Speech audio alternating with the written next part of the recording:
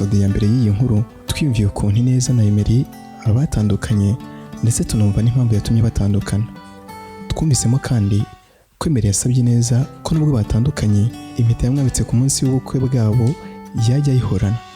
Twasoje episode ya mbere Ineza ari kwitegereza imyenda yasaga naho imwibutsa ibintu byinshi. None se ko Emery yasabye uwahoze ari umugore we kuzajya ahora yambaye impeta yamwambitse kandi bakaba baramaze gutandukana, amaherezo y'iyo mpeta azaba yahe? Ese wari uzi ko hari umusore watangiye kwiyegereza Ineza? Abo ntiyaba agiye kubona uzamuhoza amarira yarijijwe no kubura Emery? Ntujye kure kugira ngo dusangire kumva iyo nkuru. Aragenda ariko ntirugenda, episode ya 2. Ineza yaje kwambara ya myenda yari yatoranyije mu yindi, nuko atega moto yerekeza ku kazi.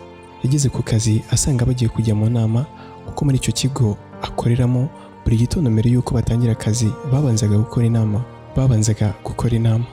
Rero yasanze bamwe bamaze kwinjira mu cyumba gikorerwamo inama, ariko mbere y'uko yinjira muri icyo cyumba yabanje kugera mu biro maze hasigaye agakapu yari yitwaje, nuko arasohoka asanga abandi. Mbere y'uko batangira inama babanje gusenga, nuko barangije umuyobozi afata ijambo aravuga ati: mwaramutse mwese, iyi gahunda yo gusenga ntabwo yari isanzwe muri iki kigo cyacu, ariko guhera uyu munsi ntizajya iwimburira inama. Mushobora kwibaza impamvu twabikoze dutyo, ariko ni iki? Nubwo akenshi dukoresha ubumenyi tuba twaravanye mu mashuri atandukanye twagiye tunyuramo, ntabwo biba bihagije kugira ngo dukore neza. Rero niba twizera ko hejuru y'abahanga hari abandi, dushobora no kwizera ko Imana iturenze ku buhanga kandi ko mu gihe tuyiyambaje ishobora kudufasha n'ibyananiranye. Iki kigo ibintu gikora ahanini bishingiye ku bitekerezo, kuko imishinga dukora tuba twayivomye mu bitekerezo. Ibitekerezo byiza ahanini bituruka ku muntu utekereza neza, kandi ntiwatekereza neza utabifashijwemo n'Imana. Rero ni mucyo tuyiyambaze, nta kabuza izadufasha kugera ku nzozi zacu. Umuyobozi yakomeje agira ati: ikindi kandi cyahindutse mu mipangire y'akazi nuko guhera uyu munsi tugiye kujya dufata ifunguro rya mu gitondo mbere y'uko dukora akazi. Buriya hari igihe umukozi ashobora kuba afite ikibazo mu rugo rwe cyangwa mu buzima bwe ntabashe kwiyitaho ngo abe yafata ifunguro uko bikwiye. Iyo bimeze bityo akaza mu kazi, akazi ntabwo yagakora neza kuko wenda umubiri we nta mbaraga uba ufite. Akazi dukora kadusaba gukoresha ubwonko cyane. Rero tugomba kugerageza tukajya twita ku mibiri yacu. Igihe umubiri utameze neza n'ubwonko ntabwo buba buguwe neza. Igihe umubiri ufite imbaraga bituma ubwonko bwacu nabwo bugira imbaraga, hanyuma tugatekereza byagutse. Birashoboka ko mwese mutekereza ko tuzajya tubakata ku mishahara yanyu amafaranga y'ibyo biribwa, ariko ntabwo ari byo kuko ntabwo tuzatuyakata.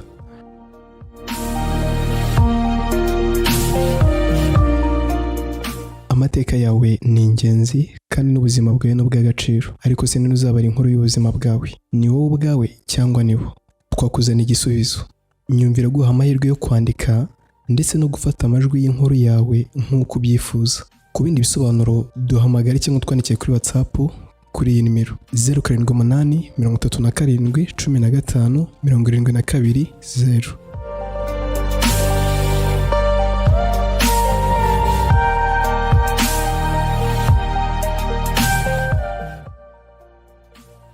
Ahubwo twizera ko umunsi muzaba mufite imbaraga kandi n'imibiri yanyu ari uko nta kabuza muzatanga umusaruro mu kigo, kandi ko mu gihe byaba bimeze bityo ayo mafaranga twakoresheje atabura kugaruzwa.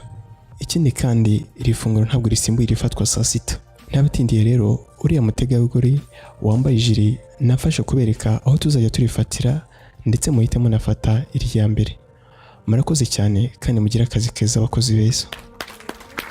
Uwo muyobozi amaze gusoza ijambo rye, abakozi bakomeye rimwe amashyi ndetse bagaragara nk'abanejejwe byimazeyo n'izo gahunda nshya zari zizanwe mu kigo cyabo. Ineza nawe yari yishimye nka bagenzi be. Mu gihe barimo bagenda, bagendaga basuhuzanya buri umwe asuhuza uwagezeho, mbese ubona ko bishimiranye. Ineza nawe yagendaga asuhuza abaciyeho.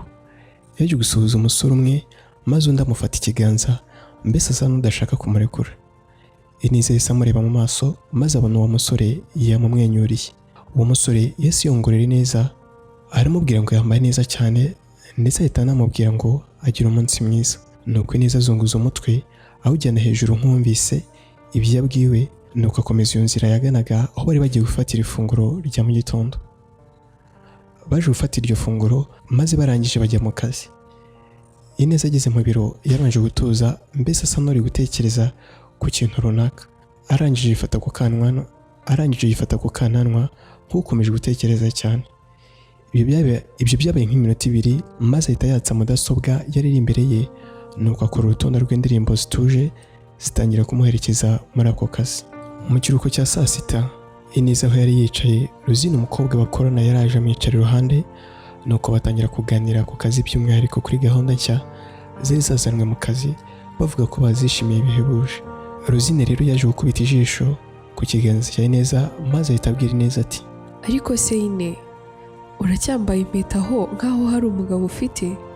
Oya rwose uzayikuremo hato utazicira isoko.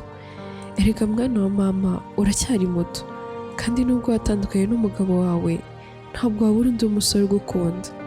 Uri mwiza, uritonda, ntuvuga menshi, ugira isuku, wambara neza kandi ukaberwa, mbese ufite ibintu byinshi abasore bagukundira. Rero nta mpamvu yo gukomeza kwihambiraho iryo ringi ngo ni impeta. Ineza yaramusubije ati, umbabarire kandi rwose urakoze cyane, n'ubundi byararangiye, rero ngomba gutangira ubundi buzima. Ahubwo Rozi, uje n'ubundi nari ngukeneye, nta kuntu wazaza tukajyana kwibanira iwanjye? Rosine yabanje kumubaza impamvu abyifuza atyo, maze Ineza aramubwira ati, uzi ko nta n'ukwezi gushize ntandukanye na Emery, kandi rwose Emery naramukundaga cyane nubwo twaje gutandukana.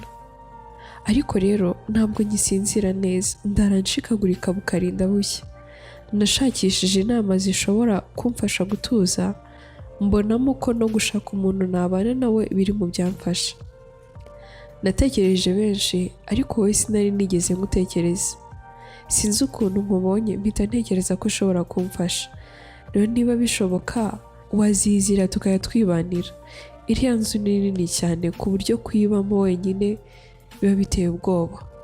Rosine yabwiye Ineza ko nta kibazo azaza bakibanira, ariko amubwira ko azabanza gushaka uko yakwimura ibintu bye akabizana aho kwa Ineza. Bahise bajya gufata ifunguro rya saa sita. Iri ni iherezo rya episode ya 2. Nyumva _ ntukicwe n'irungu.